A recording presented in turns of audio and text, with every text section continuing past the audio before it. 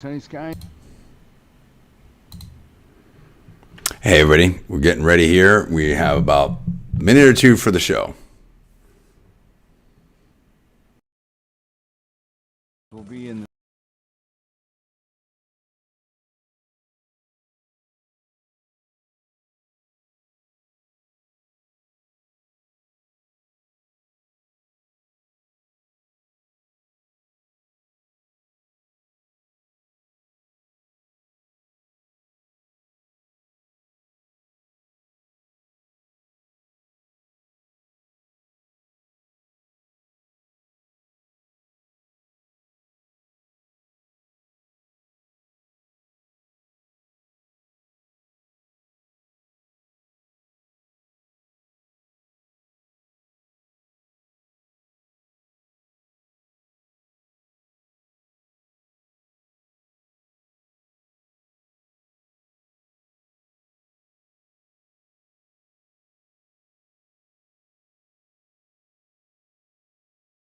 of Genesis Communications, its management, staff, or advertisers. Welcome to the John Villarreal Show. Now, here's John. Hey everybody, what's going on? It's me, John D. Villarreal, and here we go. Last Monday of October 2023, right here in Newstalk 1040 AM Country, which encompasses all the greater Tampa Bay area, everywhere from Clearwater, downtown St. Pete, downtown Tampa, Sarasota, right where I'm at, all the way up to, well, everywhere, really. Wesley Chapel, not everywhere, but everywhere in the greater Tampa area, Lakeland, all over the place. Brandon, it's all right here. So much going on. Halloween tomorrow for the Newstalk 1040 family, and we are live on LinkedIn, YouTube, and Facebook. So much stuff happening. Oh, my goodness. So many things that are happening right now. Very, very serious things happening on the world stage. We talked about it. We previewed it. We said it. I tried to talk about the last few weeks about what a serious situation this is, and it's only has become, in my opinion, more serious. And we're going to talk about that. We'll take your comments as well. If you want to call in, you can call in the 1040 AM call-in line at 727-587-1040, 727-587-1040. Getting my voice back a little bit, not 100%. Let me get a little lemon water right here. Crisp and refreshing. Now, there's so much I want to talk about here. Paul Villarreal is going to be joining us. And we've been talking with management. We've been talking with potential sponsors. We've got a lot of different things that we're playing on here. Look, we have a new speaker. We have a new Speaker of the House, Mike Johnson from Louisiana. Very interesting. Is this a big win for MAGA? I think that it is. And that's very interesting. Campaign 2024, Dr. Ben Carson has endorsed President Trump in Iowa. That's a big deal, okay? We have to talk about what's happening in the world stage. We will do that. We're also talking about, the economy. I mean, we're talking about huge economic implications here. Credit card delinquencies are up. They're really big. And we're now talking about a lot of Americans that are spending big money just on interest. We're talking about the inflation. We're talking about, student loans are about to hit. A lot of things are happening right here. There's so much to talk about. It's not even funny. We've got Elon Musk news, X. We're talking about all of that. But I also want to talk about some other stuff. I want to talk about the Cheesecake Factory.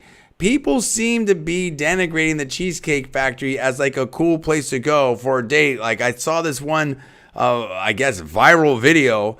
And I really hate to kind of do, shows and news off of these videos because it's like whatever. But I guess there's something out there kind of weaves in with some of the relationship stuff that we were talking about, some of those other things that are out there. And that is like some people that I saw this one video of this woman, I guess, that refused to go to a date, or it seemed, well, I don't want to be specific about that. Let me just revise and extend all that. Apparently, there's this theme or meme or discussion or whatever, fill in the blank, about people saying like, hey, the Cheesecake Factory is not nice enough to go on a first date, or that's not a real date. I'm like, what are you talking about? The Cheesecake Factory is so cool. And if you're lucky enough to live in one of those cities, we were in Houston, or maybe you're in Vegas, something that has like the next step up, the Grand Lux. That's like even better. That's like even cooler. And I think there's a Grand Lux, if I'm remembering. Is there a Grand Lux down in Boca? I gotta double check that. I'm not sure, but there was one in Houston. And Grand Lux is even better. It's even cooler. But you can't even the cheesecake is so cool. And in some ways, I like the different recipes and the different restaurants there. They pretty much have everything. They're definitely not cheap. Okay, yeah, maybe it's not Ruth's Chris's or Morton Steakhouse or Eddie V's or Fleming's or Papa's, but it's super legit, okay, for any chain out there. I just don't know what people are expecting anymore. I don't know what's going on. It's not like someone saying, "Hey, let's go to a fast food restaurant" or something like that. Where they're not saying, "Hey, let's go to fill in the blank here." They're not saying, let's go to Sizzlers. Nothing wrong with Sizzler. I just don't. Who cares? This is what's so wild about things right now, especially today. People want to flex in front and act like, they're all big millionaires and influencers and stuff like that. And then, now we're getting to the point where is $1 million even enough? It's so wild. So we'll maybe touch on that a little bit. But I want to talk about this new speaker. I think that's very, very interesting. We're going to get to, I'll just gloss on it right now on this thing that's happening in the Middle East and things that happen over there in Israel. But it's not confined to the Middle East. We have Paul and half my family, really, maybe even more than half my immediate family, if you count in-laws and stuff like that, are graduates of Cornell University. And I've been saying to people how it was hard to be a conservative in Silicon Valley. How if I was a sellout, in my opinion, I would have been maybe retired by now. And how weird, spooky, talk about Halloween, things were happening to me after I started coming out, starting to conservative media, having some videos that were maybe that critiqued the policy of President Obama, then candidate Obama, and stuff like that. And I don't want to make this about that or me right now, but we're just reminding the audience, the Newstalk 1040 John D. Villarreal audience, and John is, and again, I hearken back to a recent conference, relatively recent, maybe the last year or two, I had with a close friend. I don't want to characterize it too much. Definitely someone, in my opinion, on the inside, someone connected with some big players, some big money, things like that, some DC, some different stuff, and kind of like, what are you talking about, John? And I had to say what I've said before, which is, how does the New York Times, in the print paper with major reporters, find my little brother and do an article on him? No disrespect to Paul. Paul's great. We're going to hear from him here in a second, or not second, but in a few minutes, depending on how long my little monologue goes on here. But how is he on the radar screen, dude? How am even I on the radar screen? Now, I've been out there. I've done major market talk radio shows in Salt Lake City, here in Tampa Bay, Miami, different places, national TV. I've done some stuff. I've run some campaigns, and I'm not saying that Paul, but I'm just saying like I could easily be someone that the New York Times print could ignore, okay? But my little brother, bro, and bro meaning for everybody out there, that's my California talk, still with me. I spent most of my life in California. Although now it's balancing out a little bit more. But my little brother, what are we doing? What are we talking about? Not obviously, but maybe. How about this? I'll phrase it a different way. It wouldn't surprise me if some way, somehow, somewhere we're on some list and things are a little cray-cray, okay? So then I'm like, look, this stuff, so for many, many years, right? I'm like, this stuff has gone too far. Are we really living in the America that we read about in the history books and, in law school or political science or whatever? I went to Berkeley, John Adams and Madison and Jefferson and Thomas, and Hamilton and all of the rest, right? Or are we kind of veering into like a little bit of a different zone, okay, with this, critical theory and anti-colonialism and the Che shirts and everything like that? I thought that was just something that I was seeing at, People's Park and things like that over in Berkeley. And it's getting a little too widespread. And now it's gotten worse and worse and worse and worse, and we're seeing crazier and crazier stuff. And people are like, oh, come on, oh, and all this stuff. And this super push for DEI and everything like that. And I'm like, listen, I'm all for everyone. As I've said before and I'll say again, I'm for peace, love, freedom, opportunity, equality for everyone and everywhere, all the time, right? But you have to, separately, you have to set up a system where everybody has an equal opportunity for success. That's different than equality of results.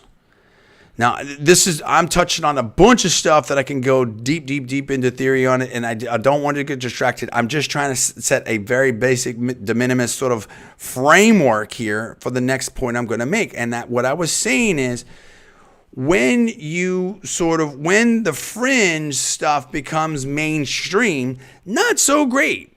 Okay, it's one thing to say, hey, we need to work on this, and everything is a work, and everyone is a work in progress, and that's fine, and we still have a lot of things to work on, and that's fine. But when you're just railing against everything, or so much that has sort of we've been living with, or society has, or history, or whatever has been built on for a long time, that may not be the best thing. So fast forward, when you have a situation, the Democratic Party coalition, the leftists, there is internal, and we'll talk about this with Paul, internal tension there, things and beliefs that just really don't align and don't make sense, right? From a lot of different perspectives. Can you have, we've got someone here in the chat, 1 second here, and Bob White, what's good? What's good, Bob White, my guy up there, general manager of Mercedes Hunt Valley. Look at that guy. That guy's a winner, bro. That guy's a winner out there. If you're in the, Maryland area right there, southern PA area, and you look for Mercedes, you could do a lot worse than hitting out Bob White. Bob White's a great guy right there. We like Bob White. Okay, so here's the deal. So, and I also said, well, I'm probably getting a little bit too ahead of myself. Let me lay down the facts right now, the news stuff right now. You've got a situation, and I said, listen, Israel has to be careful and measured here. I also said that, in my opinion, there was a confidence that Israel. My wife's Israeli. She's got family over there. She doesn't want to come on the air. I understand that, and she's not really a live media person anyway. And it's just like, this is such a serious situation, and what happened in Israel was an absolute disgrace and tragedy to this, with that brutal attack by Hamas on the Israeli people and stuff like that. At the same time, Israel has to be very careful. It is very complicated. It is very delicate, in my opinion. Why? I said that before. Because like I said, if you have Hezbollah, if you have Iran there, now we're talking, what about Russia? We've got this kind of, it seems like maybe a potential, we've got the Ukraine thing. Is that a proxy war? What are we doing? Okay. And more money and stuff like that. We'll talk about Speaker Mike Johnson. And I was concerned because it's like, look, we're no longer in 1967 where it's just going to be tank battles and stuff like that. We're no longer where, if you have a situation where other factors and forces get into play here. I'm not saying I'm a military expert or anything like that, right? But it's just common sense. The weapons, the platforms now are so much more deadly. There was an announcement about a new nuclear bomb that America has done that's like super powerful. 20 plus times, what was dropped in Japan in World War II. I mean, this is what I'm trying to say, that I said before. If we don't figure out how to live together, that's a dangerous place to be. We're not in a spot, whether it's Israel or the United States, where we can like, hey, we're the toughest, we're the biggest, the baddest, and we can just do whatever we want. And the rest of the, and I'm not saying anybody's saying this. I'm not saying anybody is saying this. Okay, I'm just saying in general. I'm not putting this on Israel or the U.S. I'm just saying in general. We're at a spot where we have to work out ways to live together and be at peace, because now the security situation for Israel and Israelis is not even limited to Israel.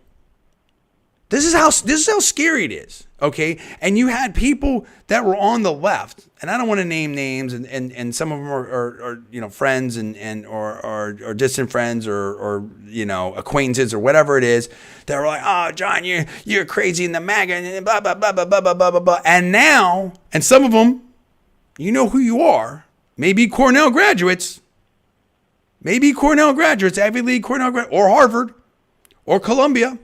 Because we've got incidents, we've had news about all these great Ivy League institutions, let alone, I don't know what's going on in Berkeley, Stanford, whatever, or name the great institution across America or somewhere else. Now all of a sudden they're looking at the left saying, whoa, wait a minute, law firms, we talked about that. We talked about donors pulling money back. Or I don't know, but stop. They're no longer donating, because now they look over here and they see people on the left. I mean, you've seen situations and incidents over there. I believe it's in Dagestan, where I'm not even going to describe it. I would say go check out the news. It's unbelievable. It's unconscionable. We have situations where we have things going on in Cornell, and Paul's going to talk here in a bit. At Cornell grad, he was talking to me, and I don't want to put words in his mouth. I'll say this. Cornell was, yes, it was leftist, this, that, when I was there. It's unrecognizable now. So now all of a sudden your situation, okay, you've let woke, you've let the left, you've got all this stuff run amok. Now what are you doing with it? On the other hand, let's flip it, let's turn it. As I said, you can't, whomever you are, you can't just, I don't care if it's US, China, Russia, anybody. You can't just flex up on the rest of the world. That's not going to work. That's not tenable economically, militarily, or whatever. And I'm not saying anybody's doing that. Be very careful. And I'll say it again, what I said before. I'm sure I'm going to apologize ahead of time. I'm sure I'm going to mess up. I'm sure I'm going to say something wrong. I'm sure I may have to revise and extend, whatever like that. But I come on this air to try to speak truth to you and to try to be as honest as I can and to be as candid as I can. And this is live air. I don't profess to be a military expert or a Mideast expert or anything like that. I do have family over there right now. I had family that was in a bomb shelter, dude. It's scary. I don't know what the situation is. My wife's talking to her family all the time. I work so much and stuff. The whole thing's scary. And guess what? It's scary in Gaza. It's scary in Ukraine. It's scary a lot of places. We have to get off this ledge. This is a wild spot that we're in now. And how did we get here? And I don't want to make this overly or overtly political or whatever you want to call it. But we were not in this spot with President Trump. Period. End of story. I'm tired of hearing all this stuff about and the threat to democracy and World War III and Trump and this. Hey, player, right now, if you read the news right now in the last week or two, this is what's really scary. Things could get out of control like that. You see what Turkey's been saying. You see what Iran's been saying. You see what and this idea that somehow we were going to beat Russia, how's that going?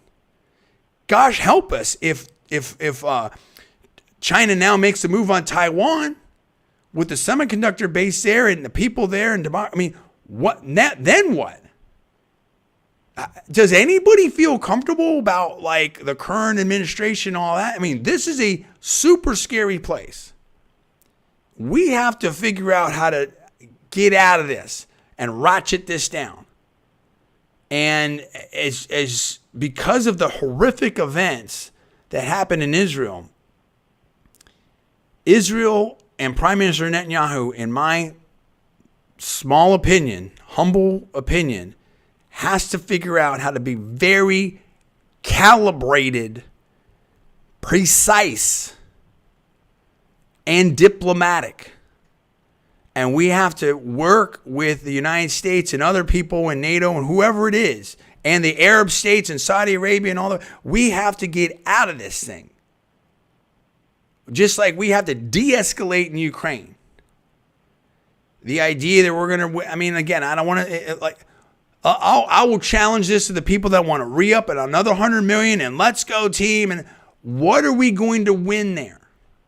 What have we won versus what have the Ukrainian people lost along with the money and everything? I mean, I don't want to be hyperbolic. We're in a crazy place right now. You gotta face that. Paul, let's bring you in here. You went to Cornell. Give me a taste of it. We got 4 minutes here. I want to set that up. Went a little longer than I wanted. Give me a taste of where we're at right now. Okay. Particularly in regards to Cornell. What's happening at Cornell? Well, look, I think we probably might want to say that over the next segment, but the bottom line is this. Cornell, as some people know, is in a town called Ithaca, New York, which is basically kind of central upstate New York, right on the very edge of Appalachia. Like it's like one of the last counties of Appalachia. So you have a lot of farmland around there, and then you have Cornell, which of course is nothing like Appalachia. What I've seen, and I haven't been in Ithaca in years, but what I have seen in researching this information about what's taking place at the university in relation to Hamas and Israel is it's become totally radicalized. And as far as what I can tell from listening to people that are local political officials, it's nothing like when we lived there. Now, when we lived there, it was always kind of, granola-y and hippie-ish, almost like Northern California, or in some extent Berkeley, although Berkeley was more radical.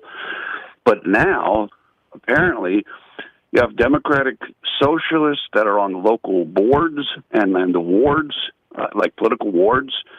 You have much more hard, kind of intense left-wing stuff going on there. And it's just like I was blown away. I just couldn't believe where it's at right now. Now, of course, we're seeing a lot of that around the country in the last, 15 years, 10 years. But it was just shocking to me what's going on there. And when I first came up to this, when I first saw this, was before what happened, and we can talk more about it later, before what just happened in the last day or two at Cornell, right after the 10/7 events in Israel, a associate professor at the school came out and said something to the effect of he was exhilarated by the attack, which is, of course, that sounds ridiculous, absurd, and people were upset about it. So that's 3 weeks ago, and that's when I started doing research about, hey, what's going on? How are people reacting to this? I'm interested in as an alumna, and that's when I started seeing these kind of very forceful, hard left voices coming out supporting this guy. But now that what has just happened, again, we can talk about it more next segment, and another incident has happened, I'm thinking what's happening? What is going on? And if it could be happening there, then it makes more sense that it's happening all over this country. Sorry, real quick, let me say this. All these issues are related. This is what happens when you have academia being captured by the left and basically a dogmatic, almost conservatives, need not apply in there, along with tech and everything like that. Also, the border and massive immigration where you don't even know who's coming in and stuff like that. Of course, it's the land of immigrants again. And not even loving, not even saying that, different thing. We need to continue to teach about the principles of America thing. So much to talk about here. We're just getting started on the John D. Villarreal radio show here, live on Newstalk 1040 AM, also live on LinkedIn, YouTube, and Facebook. Stay tuned. We'll be right back in 6 minutes. I'll see you then.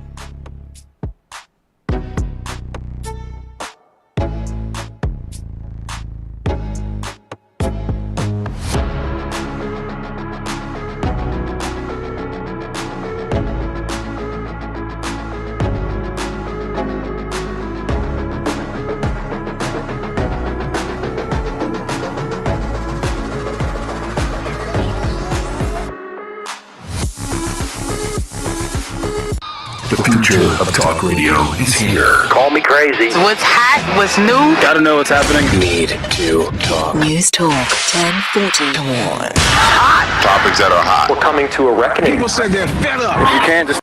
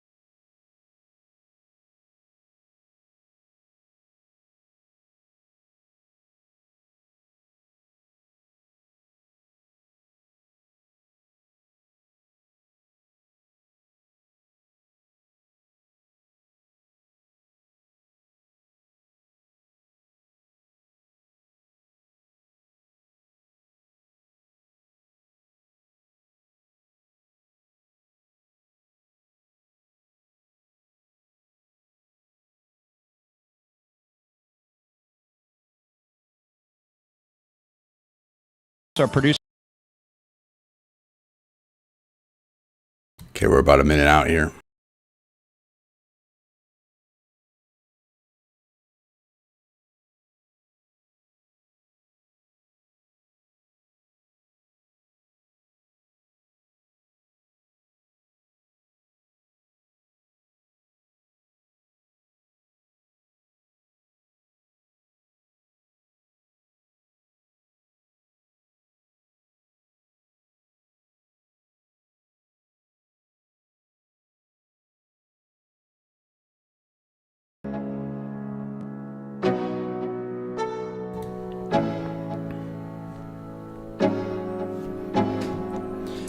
Hey, what's up, everybody? It's me, John D. Villarreal. I'm trying to say three things at once.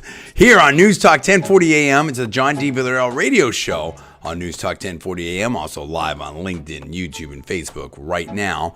And we're talking about a lot of stuff. It is the last Monday before Halloween out there. The weather seems to be pretty nice. A little bit cloudy, but it's still nice and sunny here. You gotta love that. I mean, this is just phenomenal weather. That's one of the nice things about living in Florida, anywhere around here in the greater Tampa Bay area. I mean, you're talking about 83 degrees right here in Sarasota. Fantastic, fantastic weather. We love that. But it is a little bit of a fall in atmosphere here. Getting ready for, you've got the Halloween trick-or-treating tomorrow, although there's different days that people do it. I think we've already done like 3 events for my daughter, which is fun. She's had a great time doing all that. But there's some serious stuff going on in the world. We've been joined by Paul Villarreal, and we're talking about, what's happening, how radical, how extreme have college campuses become. And it's not just college campuses. I mean, you're looking at a lot of different facets out there, and people, whether it's law firms are talking about this, and we're talking about what's happening with different protests, and we're talking about Ivy League schools, and we're talking about incidents around the world. And again, I think all sides have to be considered here and have to be open to some, thoughts, even criticism or reflection, if you will. I think King Abdullah of Jordan had some interesting comments recently in Cairo about how you can't. I think I'm probably going to mischaracterize this a little bit, but it was something to the effect of, okay, yes, Hamas is in Gaza and stuff, but you can't have collective guilt, right, of a people. And there's so many people that are in that area there. And, you had so many people that were, killed in that horrific, brutal attack by Hamas in Israel, but you've had many, many more people that have died since then. And where's the off-ramp here? I don't know. What's the plan? I don't know that either. And meanwhile, it's not limited to just Israel. We're seeing these incidents in Dagestan. We're seeing protests that have happened around different locations in college campuses here in the United States. And Paul, and we're bringing him in right back again, is talking about what happened in his alma mater, Cornell, an Ivy League school. And we're talking about things that have happened also in Columbia and Harvard. And the Harvard president just said some stuff. I mean, this is the thing, is we need. This is not an issue of security just in Israel. This is an issue of security for Israelis globally, but it's also how it's also an issue of peace, and it's also an issue of safety and security for Palestinians and the Arabs globally and stuff like that. As I'm probably not saying that quite right. That's, again, I apologize ahead of time. I'm quite sure I'm going to mess a lot of stuff up. This is live here, and it's you. There's lots of different. There's Palestinian Christians, okay, like that. So and etc. And it's not just. I don't want to get into religion and stuff like that. What I'm saying is that children are children, people are people. There's civilians. There are civilians here. If you are a military, if you're engaged in military, that's one thing. But civilian, we have to. This is what's so challenging and crazy about this whole situation, and maybe not too dissimilar from, in certain respects, Ukraine, is when you have these urban conflicts and prolonged battles in high population zones. I don't see how anybody wins, and there's going to be innocent casualties on both sides. That's part of what made the attack of Hamas on Israel so horrific, was the widespread civilian casualties with the music festival and all kinds of other stuff. So if that's a tragedy, and 100,000,000% is, you have to make sure that civilian life, civilian casualties don't happen on the other side either. And this is where who wins in war? Who wins in war, dude? This is what I'm trying to say. Trump said the same thing. They try to catch Trump. Oh, you don't know the foreign policy experience and Nikki Haley. And we're going to talk about that. I've been saying I'm not leading with it because the Republican nomination, in my opinion, is over and has been over. We've been talking about that. I don't even know why we're still. I mean, we have this debate of something going on in Miami here soon, and we'll get to that. But it's. Sometimes the way, and in fact, it's someone else said this too. It's kind of like personal security and stuff like that, right? And you can be a professional fighter, and even I think Andre the Giant talked about this when he was a massive man, and he was up to 500 pounds and over 7 foot tall, just massive. And MMA fighters, people try to engage you in a street fight. You don't know what's going to happen, okay, or where it's going to go, or who else is going to come. And that's what I'm saying. Like, a lot of times, the best security is to avoid a situation and stuff like that. Sometimes that's not doable, but I think, I think Israel has to be very careful not to get. And this is, I think, a PR war as well, right? But Israel has to be very careful not to let this conflict expand, and not to get sucked into something that goes the wrong way here. And at the same time, I do think this has exposed some very extreme portions of the Democratic Party, the leftist coalition, if you will. But at the same time, as King Abdullah said, like, there cannot be collective guilt of Palestinians or people living in certain geographies or whatever, and they have families too. And sometimes people are I don't know what the right analogy is going to be, and I'm going to be careful of it. There's various dictatorships and socialist and communist regimes across the world, right? There's probably a lot of people living there that would love to get out or would love to be somewhere else, and they can't leave. You know what I mean? Like, there's some people that are impoverished. There's some people there's security. I mean, when they were the Berlin Wall and stuff like that, if you try to jump that and go and escape from East Germany, they kill people doing that stuff. So again, I think this is relative. This is pretty, as many things are over there. This is very, very complicated. There are no easy solutions here.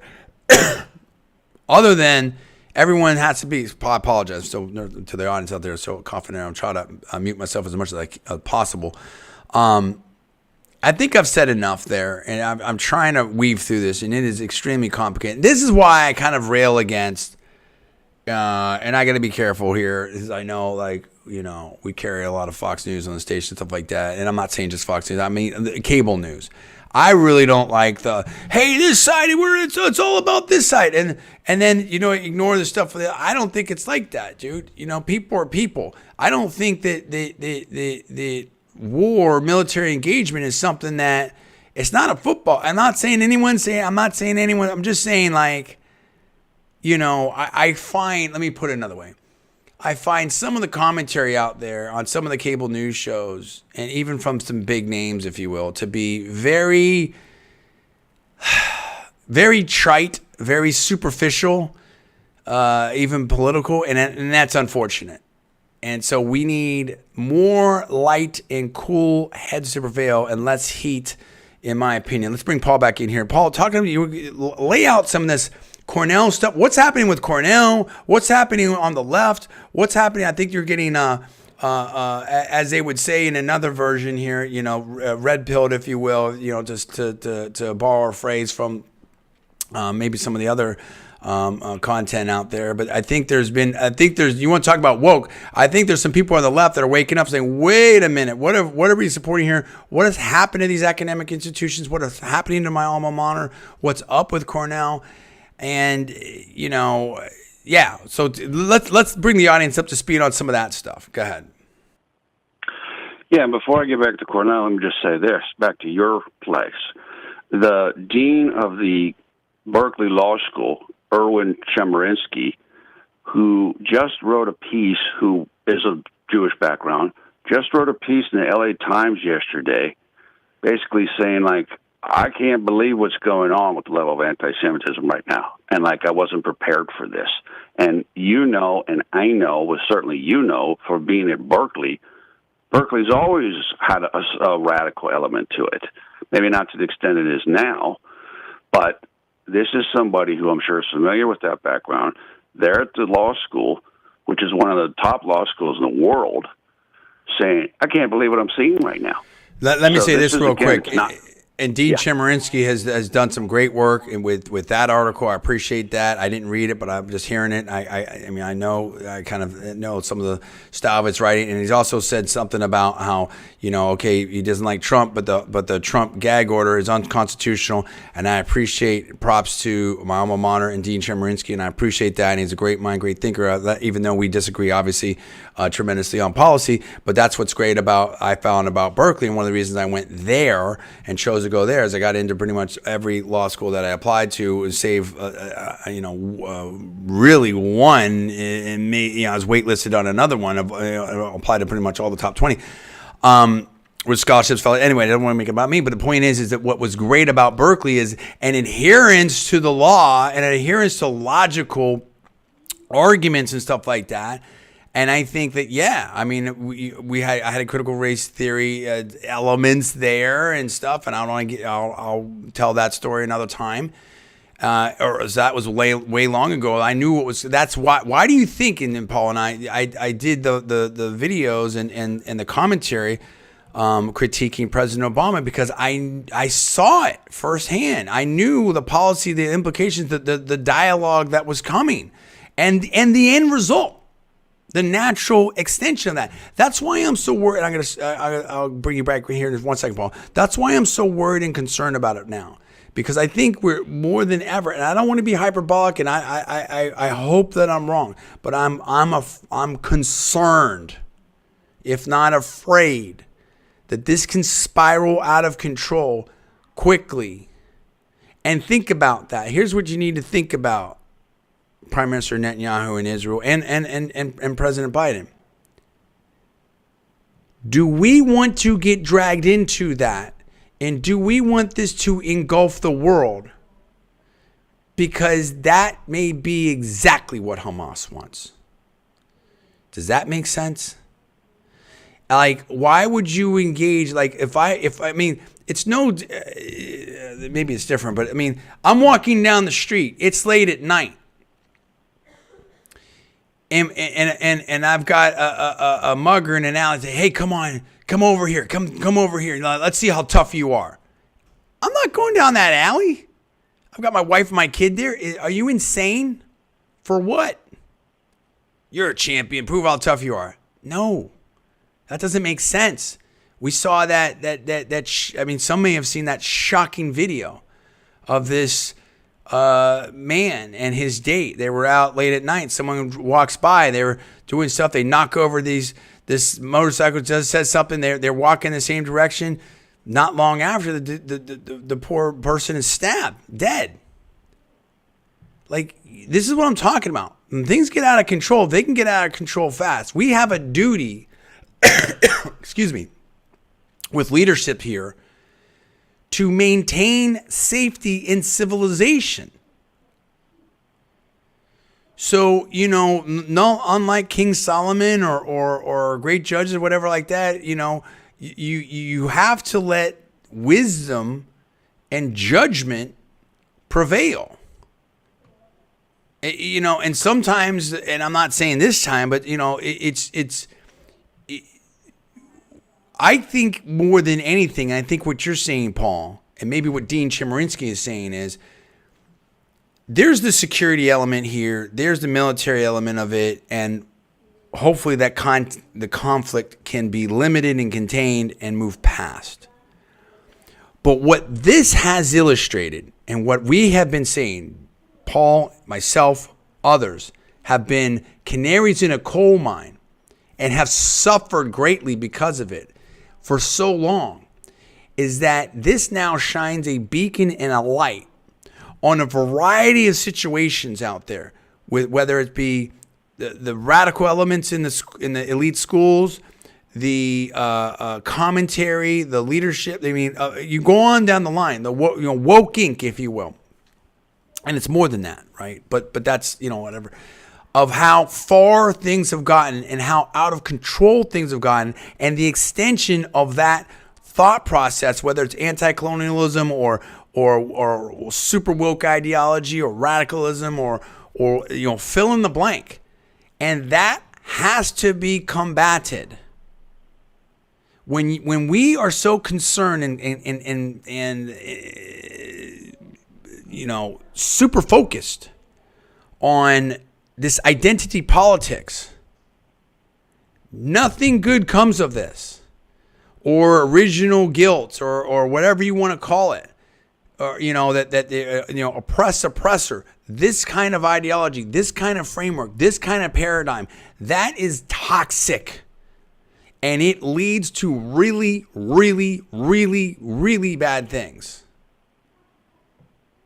Two wrongs don't make a right. We all grew up with that. We know about that. Hatfield McCoys. This has been going on for thousands of years. Guess what, player? We're not dealing with slings and arrows and things, David and Goliath and things like that. We are dealing with massive weapons now and communications and stuff like that. And the conflict can go global. We have to, I think, combat this at an ideological level, possibly a monetary level as well. And that's where it has to be addressed. And now you have people that are finally waking up like, whoa, wait a minute. Maybe the conservatives and the Republicans are not the worst thing out there. Maybe they weren't wrong. Maybe they were right. So now I think a lot of leftists are looking in the mirror saying, what's going on here? Paul, continue. Yeah, they are doing that. And just to come back to your analogy about security and everything like this, and you don't take on everything. Look, because you were a bodyguard, professional athletes, your task is not to take on every single person who wants to get at the person you're taking care of. Your task is to avoid those people. That's the way that you're supposed to deal with it. You know what? In a Thank you. sensible Let me just say that real quick. It's funny that you remember that. I've forgotten that. That's 100% right. I was in situations. You'd walk in a room, and I'll be real quick about this. And all of a sudden, half the room super happy to see you, half the room maybe not so happy to see you, right? And everybody's a tough person, a tough guy, whatever you want to call it. You get the liquid courage going, the alcohol flowing, and oh my goodness. And there were some hairy situations. There were some sketchy situations. Guess what? My job was to get me and the players home safe. That was it. That's the mission. Get home safe. And it was not to prove how tough you are, not who's right or wrong, not, you did this, you pushed me, you threw your drink in my face or whatever it is. That's what I'm talking about. And now you have a lot. This is what I'm talking about. I'll say this, and I'll bring you right back, Paul. You have Israelis, a lot of Israelis. My wife has 2 passports. You have Israelis here in Florida. Or Jewish Americans here in Florida. They may have dual citizenships, or they have a house over there, they have family over there. They fly back and forth. They might go multiple times. I think there's direct flights again out of Miami and stuff like that. I mean, it's just like, so again, security for Israelis is not just an Israel thing. It's a global thing. And when you have, we don't know, again, who's coming over the border. We don't know what they think. We're seeing, statements out of members of Congress. We're seeing, protests in Michigan and in New York and different places on college campuses. Excuse me. This can get out of control real quick, and it shows the danger of the ideology, and it shows the need of leftist ideology, extreme ideology, and it shows the danger of groupthink and the danger of identity politics, and it shows the need for peace now more than ever. Come on, Paul. Yeah, I agree with all of that, and as you said, that's why we were on this so early, because both of us were in college when these concepts started coming in. We both took classes with critical race theory or different variations of that. So yeah, we saw this coming. Going back to the Cornell situation. So what happened is this. I mentioned that there's a particular professor who came out right after 10-7 and said some very questionable things that caused a stir. 2 days ago, I think it was, there's some, it's like a national kind of like site about fraternities and sororities and whatever. And fraternities are huge at Cornell, massive. And someone had put like a series of things about making, threats and bad remarks about the Jewish, I think a Jewish center at Cornell and just, the Jewish students. Just to put it in context, there's a significant number of Jewish students at Cornell, heavily Jewish, which is great. I think it's great. But it's not like, this is not a small group of people. It's a large community at Cornell. And there is like I want to say a Hillel house. Like there's different communities there for them. And these people were, in these writings by whoever this person was, were being specifically targeted. And it was so bad, not only was it denounced immediately, as it should have been, I think the FBI was called up. Governor Hochul went and spoke at Cornell today because she realized how, this is way beyond the pale. And so this became the second big event involving anti-Semitism since the 10-7 events in Israel at Cornell. And so I think people are really like, what's happening here? Particularly, again, just in general, but because it is a community that has a high percentage of Jewish students in it, and people are afraid. And I mean, I don't blame them. Yeah, I mean, it's super crazy. And again, if we look 2 years back now, or even let's look, 3 or 4 years back, we had the Abraham Accords. We had a lot of people, a lot of Israelis that were very sympathetic to some of the arguments by, Palestinian citizens and stuff like that. And we had massive hope, unprecedented breakthroughs. And at the same time, President Trump moved the embassy to Jerusalem. And now look where we're at right now. And I'm sorry, leadership matters. 2024, I can't tell you, Newstalk 1040 audience, how important that is. It's unbelievable. So much to talk about, and it's important, in my opinion. I'd love to have you stay here for the break. The 5 o'clock hour is coming up on the John D. Villarreal radio show right here on Newstalk 1040 AM, Greater Tampa area, also live on LinkedIn, YouTube, and Facebook. Stay tuned. I will see you and talk to you around 5:06.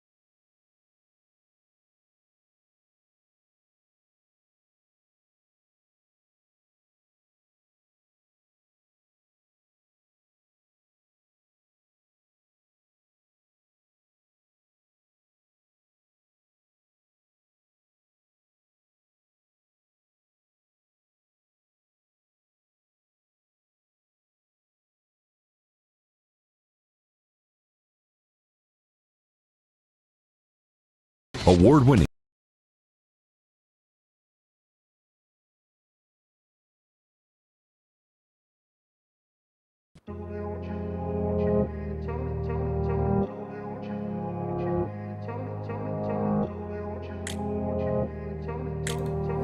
Hey everybody, what's going on? It's me, John D. Villarreal, right here, the 5 o'clock hour of the John D. Villarreal radio show, and live on LinkedIn, YouTube, and Facebook, right here in Tampa Bay, the greater Tampa Bay area, everywhere from Lakeland, Tampa Bay, St. Pete, Sarasota, Bradenton, Lakewood Ranch, Wesley Chapel, all kinds of great places.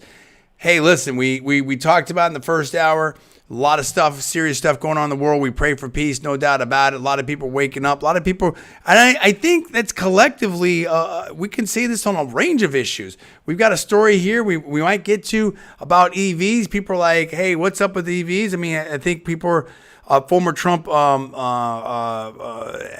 persons talking about EVs. You have Toyota and Ford that have made some comments on EVs. I think people are waking up a little bit. You know, the polling for President Biden's not so great. I think we've seen now, we have a new Speaker of the House, Johnson, who is this a huge win for MAGA? There's so much to talk about that.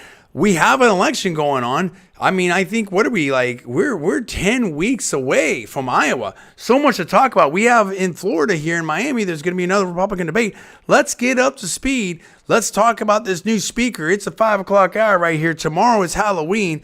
The sun's coming out here, partly cloudy skies, but we're in the 80s right here in Florida. But let me tell you something right now. There was a lot of things that were happening in Congress. There's a lot of stuff that went down. Paul, talk to me about what happened with this speaker and how big of a win is this for President Trump and Team MAGA. There were reports, according to Congressman Gates here in Florida, that maybe former Speaker McCarthy was doing some stuff behind the scenes. You know, let's talk about that whole situation with the new Speaker Johnson. Yeah, so Mike Johnson is the new speaker. He is somebody that a lot of people aren't very familiar with. He is from Louisiana. I believe he's in the 4th Congressional District, which is basically the northwest of Louisiana. He's a constitutional lawyer. He's married to a woman who I believe his wife is a pastor. I think he's got 4 children. He's a very intelligent, well-spoken, considerate guy. And let's go back to what you were saying about Matt Gaetz. And it's not only Matt Gaetz who said this. I know Nancy Mace said this, and somebody else has said this too, which is that the behind-the-scenes aspect of this, according to those people, is that once Kevin McCarthy was removed from the speakership by the motion to vacate, supposedly, I'm not saying this is what these people are saying, supposedly he was plotting or planning on how he could get back into the speakership.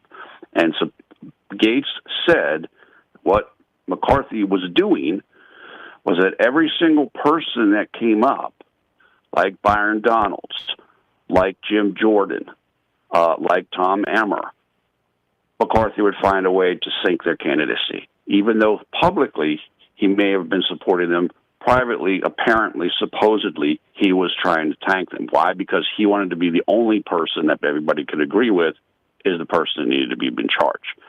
So they had to deal with this. That's why why this took so long, apparently. And according to Gaetz, what happened at the very end of this was that they were going through the voting for Emmer, who had, can't remember how many votes he had, maybe 200 or something, you need 217. He had a high number of votes. And Gaetz made it clear to him, look, there's a portion of us who are never going to vote for you. It's just we're not going to do it for whatever philosophical reasons, whatever. At that point in time, Emmer withdrew his name. And these are the secret ballot rounds. You know, these are the numbers of what they were doing. These are not public votes. And so, according to the reporting at that time, and according to Gaetz himself, the person who was getting the second most votes in these secret ballotings was Mike Johnson. And so Gaetz said that Congressman Molinaro from New York came up and said after Emmer after it became clear Emmer was not going to go through, Molinaro supposedly said, "Hey, why don't we try to vote on Johnson?" And then at that point, Lee Stefanik, Congresswoman Stefanik, who's high up in the leadership of the party, said, "Look, we're not allowed to do that. Like the rules are such that we're not able to do that." And Congressman Molinaro was like, "Well, why don't we suspend the rules? Why don't we suspend the rules and we can vote on it?" And they were going to do that with unanimous consent. And the person who wouldn't let it go through was Kevin McCarthy. And Matt Gaetz said, as soon as that happened, everybody realized McCarthy's the person that's trying to stop this process. McCarthy is the person throwing a wrench in the plans here. And according to Gaetz, he said, the reason why McCarthy did that then was because he hadn't devised a strategy to sink Mike Johnson yet. And so he couldn't let the vote go through immediately. He needed to have a plan first. And according to Gaetz, once people realized what was really happening, then it was everybody agreed on Mike Johnson because they realized this is a game and we're getting out of this and we're going through and we're picking Mike Johnson. And look, I mean, Mike Johnson has done, he did an interview on Hannity. He did a speech, of course, right after he was formally named speaker, about 25-minute speech. Honestly, I've been totally impressed with the guy. He's a man of faith. He's been attacked by the media about that, but he comes across as somebody who is not slick. He doesn't seem like a DC insider. He seems like more of a regular guy who kind of gets it. Now, there's some concerns that he's a little too eager to do funding for Ukraine or other things, but I'm not sure about that. The first thing he did as Speaker was he did a resolution supporting Israel or basically condemning the Hamas attacks. And right now, this week, they are working on a standalone bill to fund Israel without not having it attached to Ukraine aid or anything else. And there's a lot of people happy about that because the Trump supporters, MAGA, didn't want it tied to different things. Because a lot of those people they don't want any more Ukraine funding, but they do want to support Israel. And so people are happy with him about that. And apparently the plan came out today. I want to say it's like $14 billion for Israel. And Johnson's saying that any aid that is given is going to do, a pay through that we're going to take it from somewhere else. This isn't just going to be infinite money spending. And so his plan apparently is to cut funding to the IRS, and that money that will then be used to Israel. And so as you might imagine, among conservatives and MAGA, they're thrilled. So far, so good with this guy in terms of the way MAGA feels about him. That's amazing. There's a lot of things, and I just want to tell the audience right now, just a heads up. My camera battery is out.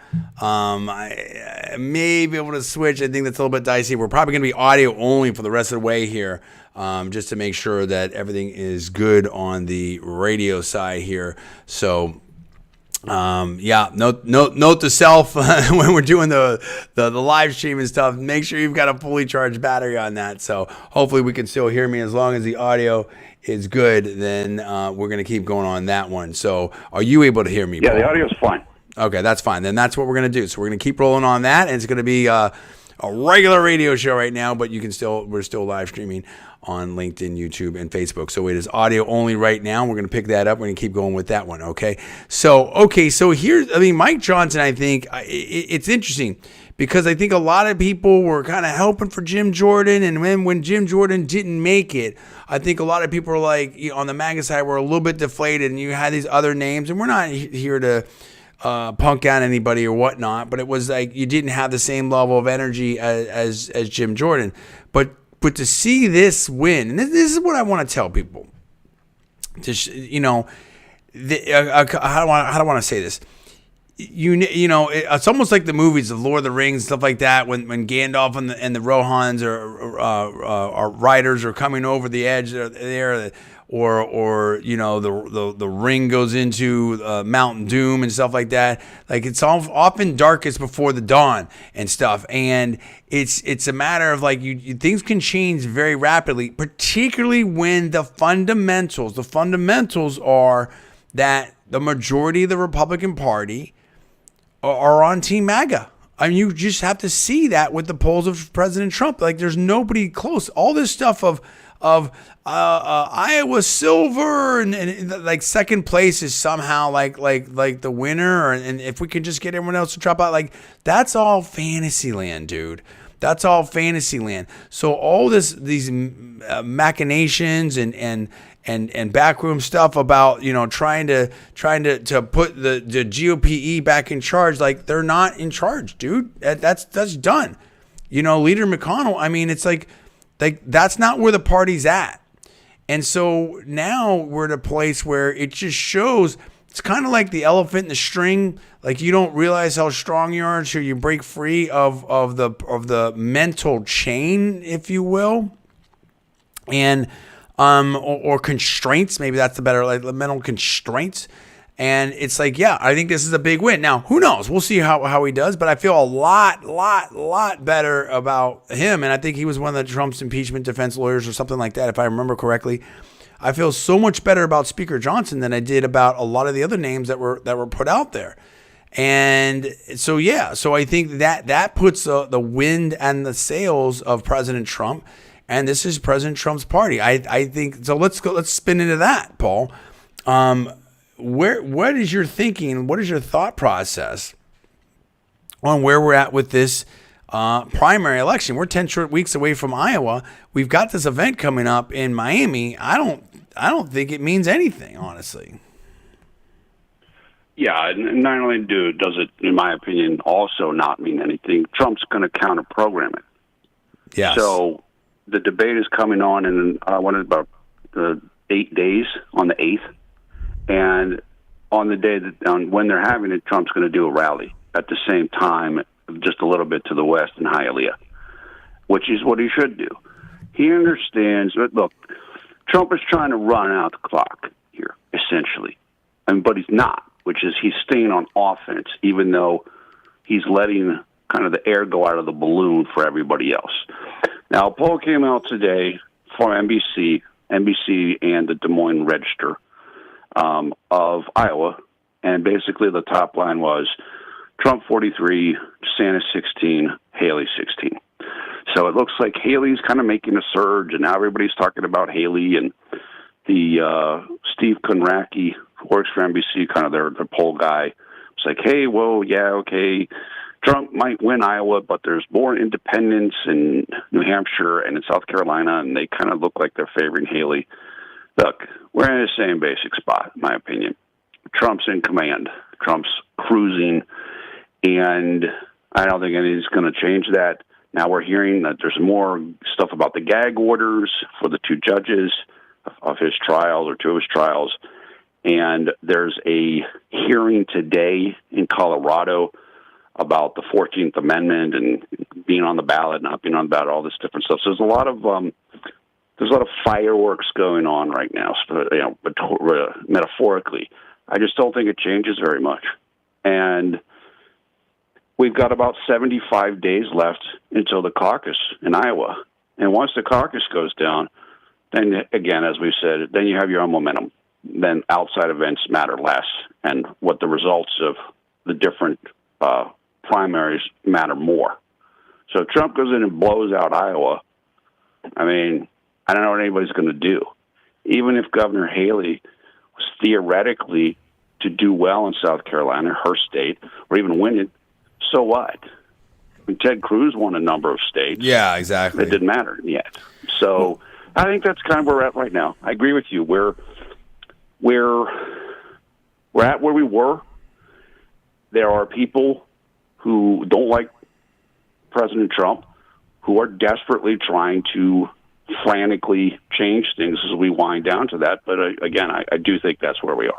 Well, if you look at the Real Clear to that extent, if you look at the Real Clear Politics polling average, here's what you have. If you look at the RCP average, you've got Trump at 59.1%, Governor DeSantis at 12.6%, Governor Haley at 8.3%, Vivek Ramaswamy at 4.5%, Vice President Pence, who dropped out over the weekend, at 3.5%, Governor Christie at 2.4%, Senator Scott at 1.6%, I believe Governor Hutchinson at 0.6%, and Pergram at 0.6%. Trump has a 46.5% lead. It's been going up, pretty consistently since April.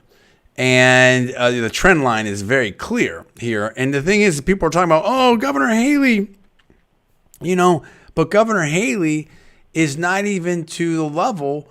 I mean, she's, maybe, if I'm doing my math right here, actually, very quickly here, she's like 2/3 the level of Governor DeSantis. And people aren't talking about Governor DeSantis because he's been sinking pretty consistently since, on the trend line since April. And I think people understand that campaign has significant problems. If not, it's some people are done. And in fact, I saw an article somewhere about the Florida GOP asking Governor DeSantis to drop out. Well, maybe not the GOP party, but at least some people associated with the Florida GOP or politicians or something like that. I didn't read the article. This is the headline, so I don't know. I'm not making any allegations. But what I'm saying is, I love the way they're trying to promote Governor Haley when it's almost like an unsaid thing that we know Governor DeSantis, like, that's not going to work. But Governor DeSantis is still significantly ahead of Governor Haley right now. I mean, the whole thing, it's done. This is done, dude, barring something absolutely cataclysmic. And as you said, yeah, go ahead. I just want to add in there, just to further what you're saying. The Trump team is still treating DeSantis like he's the number 2 guy. So they're taking. He is the number 2 guy. Haley. He is the number 2 guy. Right. That's what I'm saying. No matter what anybody thinks about Haley, the team will tell you who they're most concerned about, and they are still focusing on DeSantis. One other variable here, because I know this is going to come up. When's the election? On the 4th or the 5th? I think this. Is it tomorrow? No, it's not tomorrow. After the elections in Virginia, you're going to see a push for Governor Youngkin, almost assuredly. If his people do well. If I think they're trying to take over the House, the Virginia House, you will see a push for him to try to get in. I don't think he's going to do that. I think he realizes that would be a big mistake. But that is something that's probably going to happen within the next week or so. And we could talk about that on next show. That's absolute craziness, in my opinion. That's absolute like for what? I mean, the thing is like what is that? This is what I'm saying. This is the fantasy land of where we're at, where we've been in the Republican Party and the establishment and stuff like that. The governors, that's it. That they do so well. The governors and Governor Youngkin's a star, maybe a star within the GOP. And listen, we like Governor Youngkin, absolutely. And Governor DeSantis has done on balance a fantastic job, maybe the best governor ever in Florida history. Doesn't mean I agree with everything he's done or anything like that. But I think campaigning has been really not so great for Governor DeSantis and stuff like that. Not so great on the campaign side. But the point of it is that, like, you can't come anywhere. There is no, you're out of time. It's as simple as that. I mean, there is no name that realistically is going to be able to come in here and have the infrastructure and have the name ID, etc., insert all the blanks and be able to dislodge President Trump. No different than what do you think is going to happen with President Biden? I don't need to see there was a clip of Governor Newsom playing basketball and they're trying to pump up Governor. Like, dude, it's going to be President Biden, President Trump. Now, are they going to, there's rumors and speculation, and I don't know, I'll say rumors, there's speculation and all this, theories and conspiracies and whatever about how they're going to, swap out President Biden on the Democrats at the convention. I think that's just fantasy land. I think that's wishful thinking because the Democrats can see, no less than James Carville. I mean, the Democrats can see the polls and they are abysmal for President Biden. It's bad. It's super bad. Okay. And if you look at the prediction aspect here, there's the polls, but let's just say on the Republican side, you've got a prediction aspect here in real clear politics. 71.8% that Trump's going to win. You talk to like the Nate Silver type of stuff. I mean, and that's gone up and up and up and up and up. I mean, dude, it's like, I'm not saying it's fully over, but it's pretty, the lights are coming on, dude. It's about time to get out of the club. It's like, this is a different situation. And if you look at general election matchups, you've got Trump ahead of Biden. Now, I guess you have Haley ahead of Biden by a little bit more, but she's been down before. Whatever. It doesn't matter, dude. You can have whomever you want, insert the name here against President Biden. They're not going to win the Republican, you have to win the Republican nomination. And the problem of it is, for a long time, in my opinion, perhaps some in the GOP, like I even saw, what was that quote? Oh, you got to lose the primary to win the general. Like they just thought they just kind of wanted to ignore the primary, go for the general election, go for the Senate, whatever it is. No, dude, that's not the way it's going to work. The problem is that the base has been dissed and disrespected and punked out for so long, and they're just not having it anymore. I mean, the party has moved, and that's what I'm talking about right now. So, yeah, I think that's very, very interesting right there.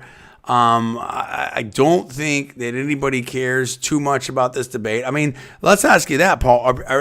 I mean, obviously some people are going to, but what do you think? How many people do you think are going to watch this debate in Miami?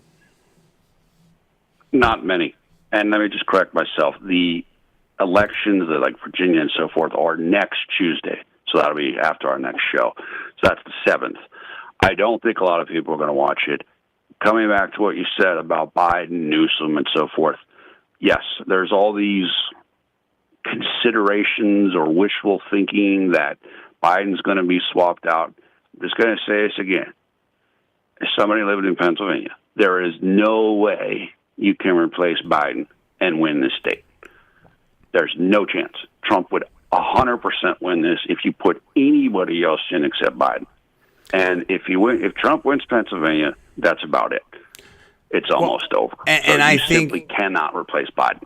And going back to and you would know, and living there right now, and going back to the situation that we're dealing with here on the global stage, and this conflict in Israel, in the Middle East, and stuff like that. I mean, could you imagine? Dude, I mean, there's a lot. I mean, politically, the Democratic Party has to deal with right now, and there is a super challenge of how to bring that and keep that coalition together, because I think there's a lot of conflicts in that coalition. Okay, that's what I want to say there, from a political standpoint. Okay, anyway, a lot more to talk about. Final segment coming up. We're doing audio only right here. Stay with me, people here live on LinkedIn, YouTube, and Facebook. We're doing audio only, and it's always great audio right here on Newstalk 1040 AM. You're listening to John D. Villarreal Radio Show. I'll see you back in 6 minutes. Stay tuned. Final segment coming up.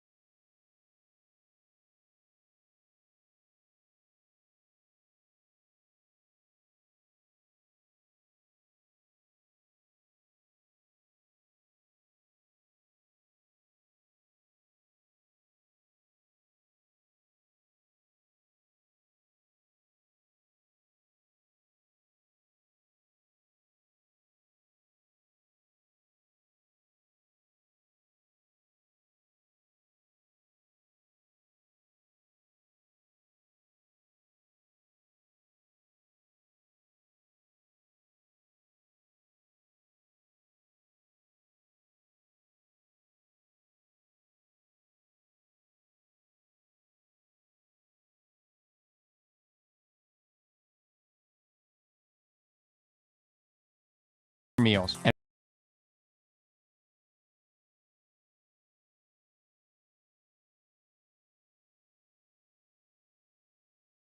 I am Dr.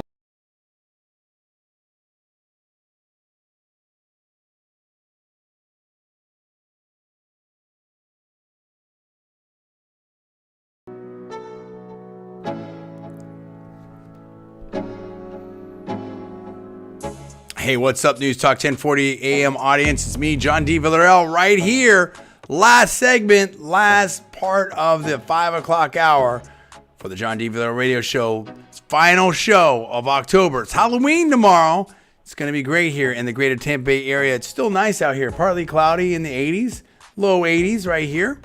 Everywhere from Sarasota, Lakeland, Land of Lakes, all the areas, greater Tampa Bay area, Tampa Bay, St. Pete, Clearwater, Bradenton, Lakewood Ranch, and all kinds of other places. Joined by Paul at Villarreal. We've been talking about politics. We've been talking about the race for 2024. It's looking like all Trump all the time right here on the Republican side. Looking like President Biden is definitely going to is going to be the nominee. I mean, we've had different things out there. We've got RFK running as an independent. We had Vice President Mike Pence drop out of the race. We've had President Trump endorsed by Dr. Ben Carson, former HUD secretary. I mean, there's a lot of things that are happening here. And we're only 10 short weeks away from Iowa, and we've got the holidays coming up. So it's looking like a real Trump situation right now, in my opinion. I don't see that changing. And I think it's good. But we have other things to talk about, too. We had a big heavyweight fight. We'll talk a little bit about that. We're going to talk about business. We're going to pivot to that here in a second. And unfortunately, politics has gotten involved in business. I've been saying this for a long time. We've got to get politics out of business, venture capital, tech, especially sports. I mean, it's gone too crazy. And that's really what a lot of this is about. We've been warning it for a long time that the woke, extreme left type of stuff has sort of infected different areas of society, and it's gone a little too nuts. Okay. So I think that now I'll talk about this heavyweight fight. We had a former MMA heavyweight champion, former UFC heavyweight champion, Francis Ngannou, fought Tyson Fury, the boxing heavyweight champion, undefeated Tyson Fury, the linear heavyweight champion, and Tyson Fury squeaked out a majority decision. But there's been a lot of controversy about that. There's a lot of people talking about that. We'll speak on that a little bit. Well, you know what? Why don't we cover that right now, and then we'll get into some business stuff. Paul, what's your sense of that fight? Yes, Francis Ngannou knocked down Tyson Fury, but I thought Tyson Fury outboxed Ngannou. But, I mean, Ngannou showed a very strong chin, and I think that Ngannou really beat expectations, and that may be part of this. And maybe Tyson Fury didn't take it fully, as serious as he should have. I don't know. He's got the fight against Alexander Usyk after that. That's going to be a big fight. Was he too focused on that? What do you think happened here? Well, I think a couple of things happened. First of all, all credit to Ngannou. Absolutely. We like Ngannou. He's great. I've always been a fan of Ngannou. Absolutely. He's from Cameroon, Yep. and I think then he moved to France when he was younger. Phenomenal personal story. Love his suits and everything like that, too. Great physical condition, no doubt about it. We're a fan of both of them. Absolutely. Go ahead. Tell me what's going on. Yeah, I like them both. I mean, Ngannou's just a physical marvel. I mean, the guy's like 6'5", he's about 270 pounds, pure muscle. He's just tough, and he's a novice at boxing, but he certainly understands how to fight. And he was doing well with Fury in the clinches, which is more of an MMA type of a thing. What happened in this bout is, I agree with you. I think that Tyson Fury did edge out the decision. I think he did deserve to get the decision, even though it was very close, and even though he got knocked down, and Tyson Fury did not get any knockdowns on Ngannou. But I just thought that Fury was busier. I thought that Fury kind of dictated what was happening, but Ngannou acquitted himself incredibly well.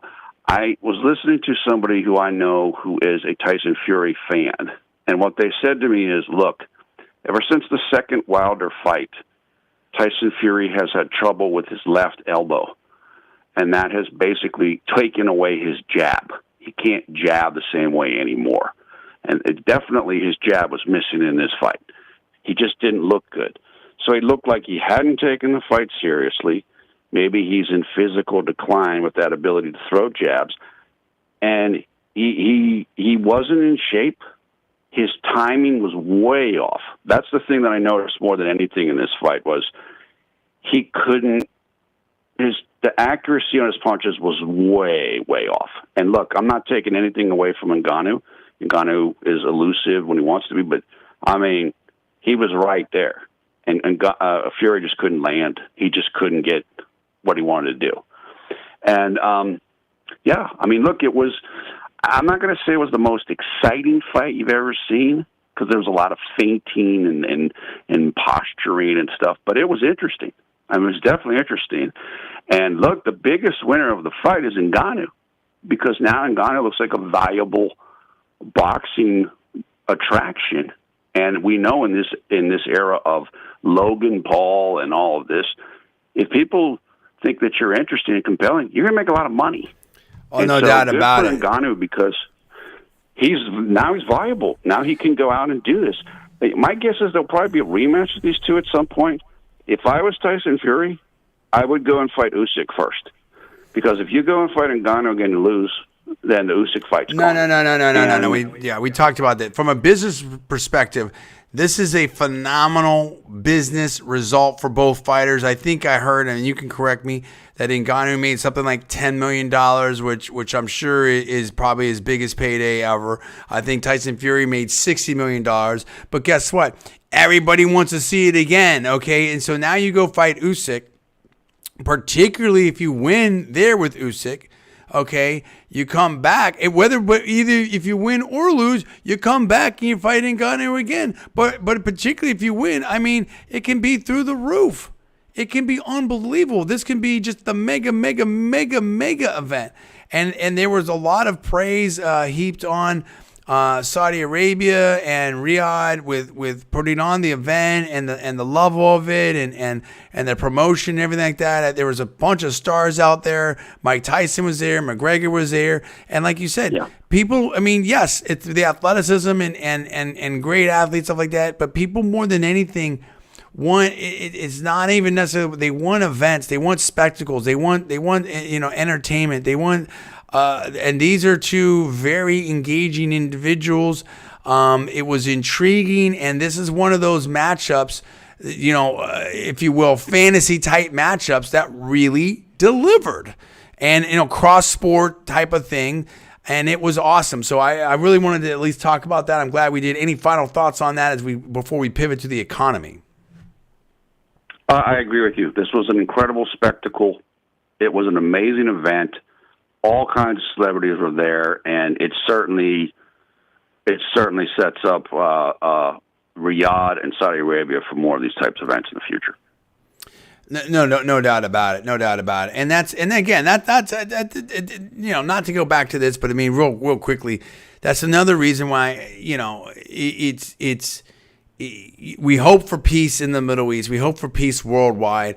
With the Abraham Accords and stuff like that, we were looking at trade and commerce and travel and everything like that. And I think this fight shows, a lot of the opportunity that is global and within the Middle East and stuff like that. And so, hopefully we'll see more of that, and hopefully things will there will be a positive. We'll get to better and more positive days in the future. Okay, now overall for everybody. Okay, now let's talk about this economy. We're seeing some different things here. We're seeing some different things. Okay, a lot of people are saying that credit card debt is up, savings are down. The higher interest rates, where I'm hearing longer, higher for longer on the Fed. Although now I'm seeing some things of my own. I'm not making a prediction, but I'm seeing that maybe the Fed might be forced to drop rates later. We're having the median age of a home buyer in the U.S. is higher than ever. Okay, going back to, I guess, 1981. The cost of a mortgage is really up there. I mean, this is serious. When is this market? It's correcting somewhat. When is this going to correct? People are getting priced out of the market. Student loans are about to hit. How bad do you think this economy is right now, and how bad do you think it might get, Paul?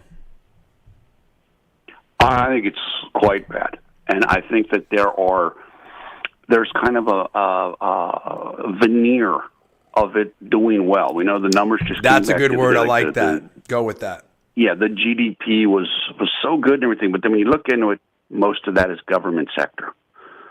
And I can tell you right now, myself, other people I know here around Pennsylvania, they don't feel any of that. People feel stressed. Prices are high. People feel concerned. And as you said about the debt spending is going up. The credit card delinquencies are also going up. People are only spending like that because they don't have enough non-debt to cover their cost. We've talked before about the last jobs report said that looked good, but a lot of those were people doing second jobs because they needed that extra money to cover their cost. So like I said, there's a rosy exterior for some people in this, but many people are not feeling it. They're not feeling it at all. In fact, they feel the opposite of that. And I definitely can attest to that. Yeah, it's pretty crazy. I mean, the thing is that if it gets, I mean, it's already bad. If it gets worse, it could get way worse, way quick, in my opinion. And, I'm seeing some different cross currents out here and stuff. I mean, I'm seeing things like, well, maybe the Fed might have to be, forced to lower. We've got, and then if so, then does inflation take off again? I'm seeing things, people saying higher for longer to really fight inflation. I am seeing in certain areas, in certain ways, some prices going back down. I mean, listen. What do you think was going to happen when you basically shut down the economy with and so much of the economy and sectors with the pandemic for years, and then you were just cranking out the printing press, okay? And I again, at a certain point, reality wins, dude. It almost reminds me of I'm probably revealing my age here a little bit, but when you'd be a kid. And you watch like the Bugs Bunny cartoons and stuff like that, and then you see that Roadrunner and Wile E. Coyote and stuff, and Roadrunner just ran off. He's so fast, he ran over the cliff and jumped to the other side, and then he had the smoke come up there, and Wile E. Coyote try to follow him out there, and the smoke clears, and there's nothing underneath Wile E. Coyote, and he just drops down, dude. That's what I'm saying. I mean, at a certain point, reality asserts itself, and you can't, you can think whatever. You can say Bidenomics are great. You can, insert here, but reality always wins. Reality is undefeated, and that's the deal. And reality is going to, win out here. You need to have. This is super simple. You need to have. You can't have. Energy fuels everything. If you've got super high energy costs, you've got people that aren't working, you keep printing money, it's going to lead to some tough stuff. It's going to lead to some tough stuff. And you can walk yourself into, stagflation like we saw in the Carter days, where you had very high energy costs and then you had very high interest rates, and it was brutal. And I just think that people are waking up to this, saying this isn't working. No different than people now. I'm seeing more and more people saying, we should have talked about this, we'll touch on this, I don't need to go to college. I'm not doing that. We're seeing people like, hey, I paid all this money for my degree. I can't even get a job. Or if I get a job that pays way less than what I'm doing over here, why did I take out $80,000, $100,000, $200,000, $300,000 of loans? And then people are like, forget it. And I was talking anecdotally, I won't even name the name, about like, yeah, they may be, someone that's out west in a college system out there, a professor, they may be closing some of these campuses or stuff. This is anecdotal, and maybe I misheard it, I don't know, because of a lack of attendance, something like that. I mean, people at some point vote with their feet, vote with their wallets, and saying enough of this. No difference in, and we saw, I'll say one last thing, I'll throw this out there. I saw it, and I don't, when I went to my family and I went to Disney, towards the end of the pandemic, and we had the Florida rates and everything, and we tried to, we did it, we were trying to be very efficient with that. And we had a really good time, and you didn't get the full Disney experience because of the characters and stuff like that. But anyway, we stayed at a really nice place. We did all 4 parks, the whole thing. And of course, my daughter now, she said she can't remember it. She's too young, so I'm sure I'm gonna at some point might have to go again. But we've had all the controversy with Disney and how woke they've gotten, and we talked about the Snow White thing and Rachel Zegler and there's so many different things. And I didn't get to see it yet, but South Park just had an episode, lampooning all of that type of stuff. Okay. But I also saw a quote about how a Disney vacation is more expensive than ever. And I have a hard time believing this, but I think they said something to the effect of the average Disney vacation was something like $20,000, with some people spending upwards of $40,000 for the full experience. I have a hard time believing that. But I did see other numbers like if you're doing it cheap, like $5,000. I guess it just depends, right? If you're a Florida resident, you can drive there. Of course, if you're flying in and how many family members you have, who knows, right? If you're staying on property or off property, blah, blah, blah. Obviously, there's a range there, no doubt about it. But I'm telling you, any of those numbers, 5,000, 20,000, forget about 40,000, any of those numbers are extreme. You've always been able to have the premium experience at Disney and paying big money for that. But do you think the average American can crack out 5 G's for a Disney vacation, let alone $20,000? That's a heavy, tab right there for Disney. And then on top of that, to have this messaging to the kids, maybe you don't agree with all the messaging, or we've all read the different stories. You have Rachel Zegler, other kind of things out there, stories from out, west in Disneyland, not Disney World. When you're paying that kind of money and then not to feel like for a family, maybe it's the happiest place on earth. Paul, things are out of control, and that's kind of where we're at, where you're paying through the nose. You don't even get what you want. You're kind of told in a way that you're a punk, sort of, and it's out of control. All of this is unsustainable, in my opinion. What are your thoughts? I agree. I think it is unsustainable. And adding to kind of the coming issues with the economy, if you will, is I just saw a report, and I can't remember where it was. I don't have it listed right here. It was a survey of different industry people in bosses, executives. And they're like, look, we're having challenges with the Gen Z workforce. There's some of them they're not working that much and not working that hard. They expect promotions very quickly. And they also said that according to them, a lot of the Gen Z set, they don't have any social skills, probably from playing games and being on the phone all the time. So in other words, there could be more problems coming in the economy in terms of productivity and the workforce, even coming behind what we're seeing right now, which is already difficult. So we going to have to see where it ends up. But I think there's a lot of people who they're concerned right now. They're afraid, and I can tell you, how you felt about it. I know how I've felt about it, and it's.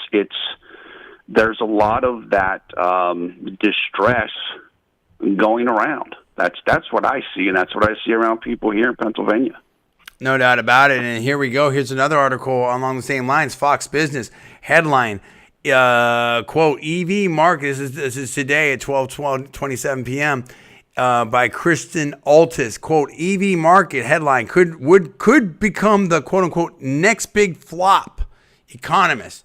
And then it's talking to Stephen Moore, who was in the Trump administration, economist, and he talks about that it may be the quote-unquote next big flop. And his quote here is, Henry Ford's son was named Edsel. This was going to be the great car for all the executives. Says this was the car that everybody wanted to buy. Ford made 500,000 of the new sedans. But guess what? Nobody bothered to ask consumers whether they wanted the car. And just talking about all this EV stuff, and everything was going to push the EV, and everything was, some automakers, there was going to be 100% EV and whatnot.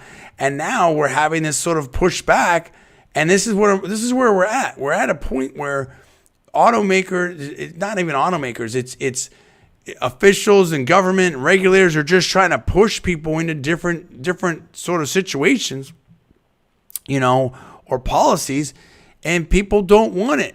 Like, oh, hey, you've got to go watch the new Ghostbusters. Well, I don't want to. Or you've got to go watch whatever, fill in the blank, the new Snow White. Well, I don't want to do that. Or go to Disney or fill in again, get in an EV, could be anything. And the thing is that technology is not, a lot of people would be all for it, but the technology's there. There's issues with temperature changes, whether it's too cold or whatnot. There's still range issues. There's cost issues. There's, charging time issues. There's all kinds of different issues. And if it doesn't, at the end of the day, vehicles are transportation. If people can't have reliable and safe transportation, and affordable, that's an issue. Okay. And so, right here, we're talking about, quote, more reported that the lots, quote, are full of EVs and only 10% of clients purchase EVs off the lot today, unquote. That's a problem. You're going to try to switch your, most or a significant percentage, if not some places, your entire fleet, and you only have 10% that are selling right now, 10% of the clients that want it. That is a absolute disaster. And this is where we're at. We've got this almost quasi command economy, this top down stuff, and it's just not working, dude. It's all breaking all over the world. And I'm just saying that again. I've said it. I said it early on. 2023 was going to be the year that reality asserted itself, and we're seeing it. And and it could be much like the Star Wars trilogy. 2024 could be the reality's revenge, if you will. I don't want to say it like that. I'm just making that off the movie theater. But and in other words, where reality, this is the year where reality has re-evidence itself, reappeared. 2024 could be where things start swinging back to a more realistic approach from a policy and political standpoint, because the current situation is absolutely unsustainable, in my opinion. Final thoughts, Paul, as we wrap that. Yeah, look, I think that President Trump, out on his speeches, a lot of which I cover, he's tapped into all of this. He can constantly brings up the electric vehicle stuff. Yes. And talks about how, it was great, and everybody, the happiest moment you have with them is the first 10 minutes, and then you start looking for a place to charge. And then you don't think you're going to get to the place you're going.